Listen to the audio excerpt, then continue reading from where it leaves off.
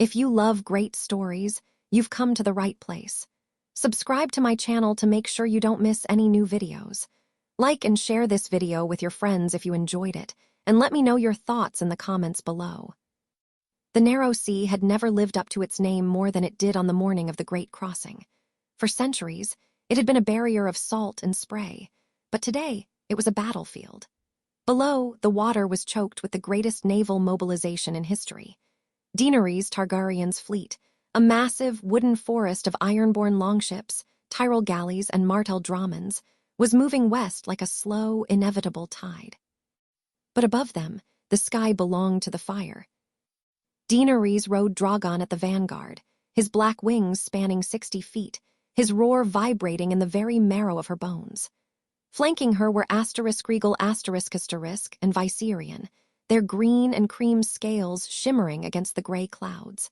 For the first time since her ancestors landed at the Egan Fort, the Targaryen dragons were coming home.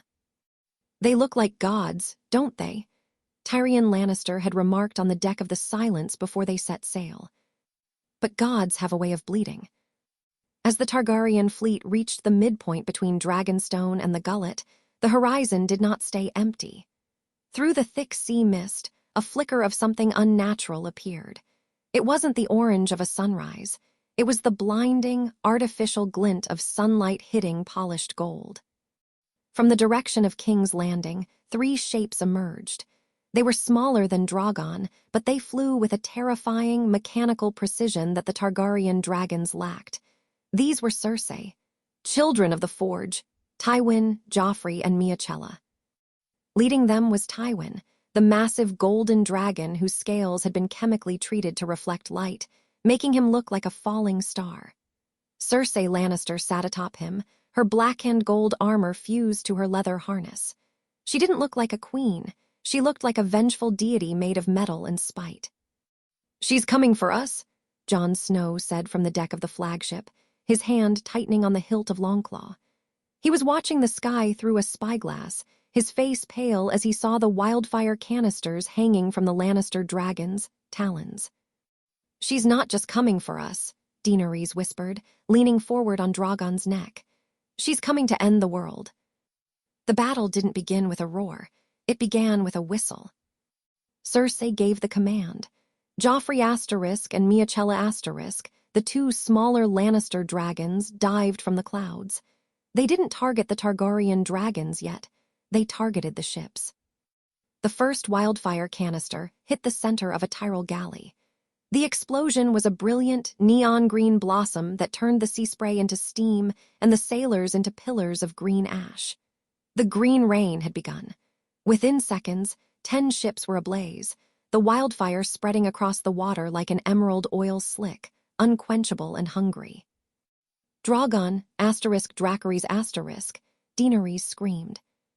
The black dragon dived, a shadow falling over the burning fleet. He unleashed a torrent of orange-red flame at Joffrey, but the Lannister dragon was nimble. Trained in the cramped confines of the dragon pit, Joffrey performed a tight, percussive roll, the orange fire splashing harmlessly against his reinforced, gold-plated scales. While the smaller dragons wreaked havoc on the fleet below, Cersei and Tywin remained high above, circling in the eye of the storm. Cersei watched Daenerys through the sights of a Qyburn-designed scope.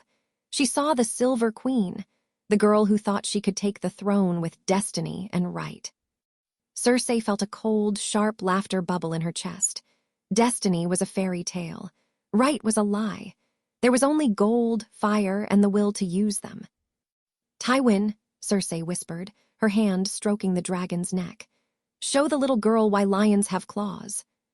Tywin let out a roar that silenced the sounds of the naval battle below.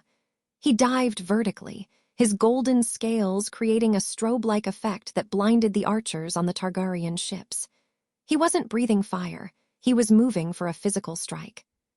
Drogon saw the threat and banked hard to the left, but Tywin's momentum was absolute.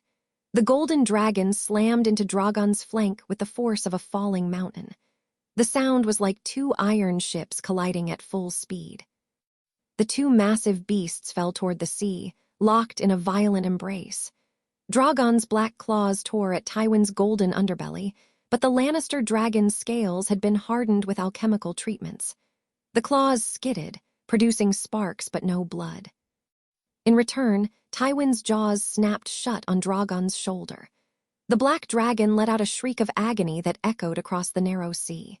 The blood that sprayed from the wound was steaming, hitting the cold sea air like boiling oil. "Dany!" Jon Snow shouted from below, helpless as he watched the two queens grapple in the sky. Daenerys struggled to stay in her harness, the G-force of the descent nearly crushing her lungs. She looked up and saw Cersei just a few feet away, separated only by the churning air between their dragons. Cersei's face was a mask of pure, unadulterated malice. She wasn't just trying to kill a rival, she was enjoying the sensation of breaking a god. As they tumbled toward the water, Cersei reached for a lever on Tywin's harness. She released a concentrated stream of wildfire directly into the path of the falling dragons. The green liquid ignited midair, creating a vortex of emerald flame that threatened to consume both beasts. Drogon, sensing the danger, used his superior strength to push off from Tywin, the two dragons spiraling away from each other just as the wildfire explosion turned the air between them into a vacuum. The part ends with a massive, wide shot of the narrow sea. Below, the fleet is a burning wreckage of green and orange. Above, the 6 dragons have separated, forming 2 distinct lines in the sky. The Targaryen dragons, Drogon, Rhaegal, and Viserion, are bleeding and soot-stained. The Lannister dragons, Tywin, Joffrey, and Miachella, are glowing with the heat of the wildfire, their golden armor reflecting the emerald hell below. "The dance has only just started," Cersei whispered, her eyes fixed on the wounded Drogon. The retreat from the narrow sea was a slow, agonizing crawl through a graveyard of ships. The Targaryen fleet, once a forest of proud masts, was now a jagged collection of drifting splinters. As the survivors limped toward the black shores of Dragonstone, the sky remained a bruised, toxic purple, reflecting the unquenchable green fires that still burned on the horizon. On the deck of the Iron Victory Daenerys Targaryen sat wrapped in a coarse wool blanket, her skin stained with the brine of the sea and the soot of her dead child. She did not speak. She did not cry. Her eyes were fixed on the rocky islet they had left behind, the place where Drogon, the last great hope of House Targaryen, lay broken against the stones. Beside her, Jon Snow stood like a statue of ice, his hand resting on the pommel of Longclaw. His eyes were not on the horizon, but on the woman beside him. He had seen the White Walkers, he had seen the dead rise, but he had never seen a soul shatter until this moment. "The wind is turning, Your Grace," Yara Greyjoy said softly, her own voice hoarse from shouting commands. "We'll reach the castle before the tide turns, but the Lannister dragons, they're still shadowing us. They aren't attacking, but they're there, watching." As they reached the obsidian docks of Dragonstone, a frantic effort began. It was not the men who needed the most care, but the beast.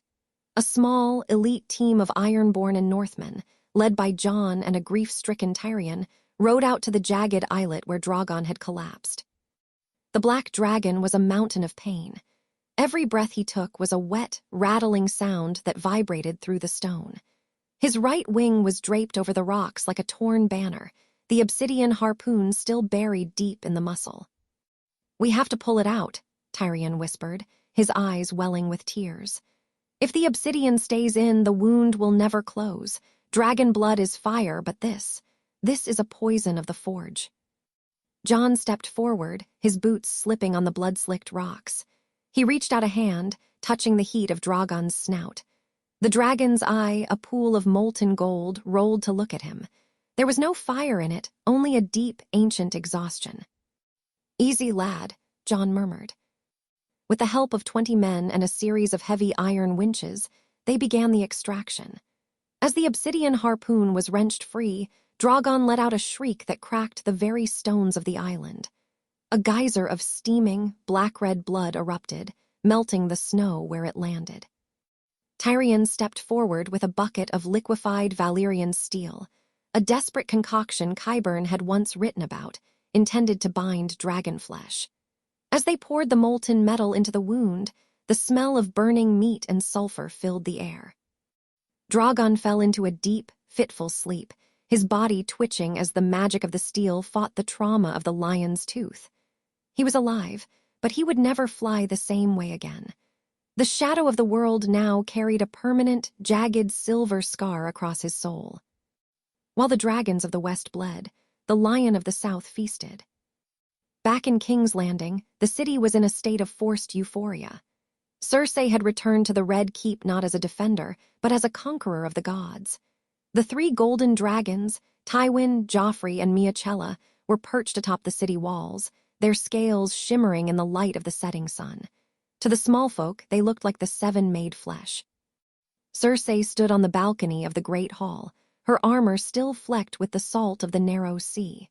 Beside her stood Qyburn, his face twisted into a mask of scientific triumph. "The people are waiting, Your Grace," Qyburn whispered. Cersei looked out over the city. She saw the fear in their eyes, masked by the cheers she had commanded. She saw the smoke from the harbor where the Targaryen scouts had been incinerated. "People of King's Landing," Cersei's voice was amplified by the acoustics of the courtyard, carried by the wind. "Today, you saw the end of a myth.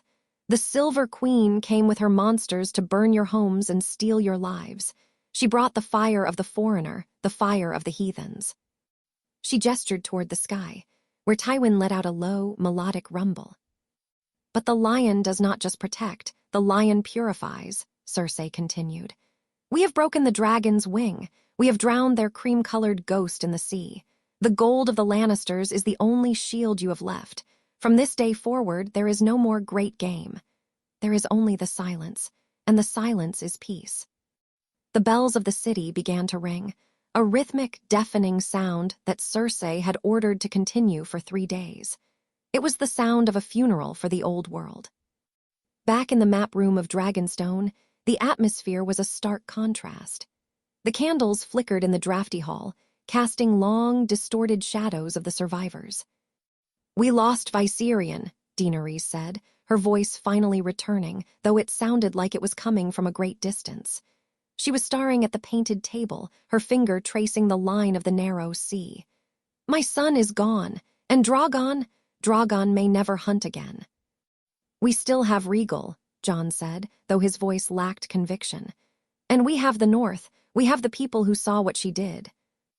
"The people don't care about right when they're staring at a golden dragon and a green fire, Jon," Tyrion said, packing the room. "Cersei has done the impossible. She has weaponized the very idea of a dragon. She has turned them into symbols of order, while ours look like the harbingers of chaos." Daenerys looked up, her violet eyes flashing with a dark, dangerous light. It wasn't the light of a savior anymore. It was the light of the silence she had seen in Cersei's eyes. "She wants a war of gold and silver," Daenerys whispered.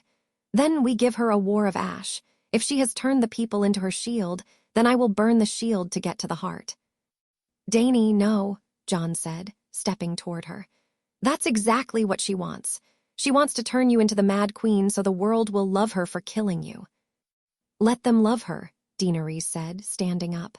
The blanket fell from her shoulders, revealing the charred silk of her dress. "Let them love her until their lungs are full of smoke.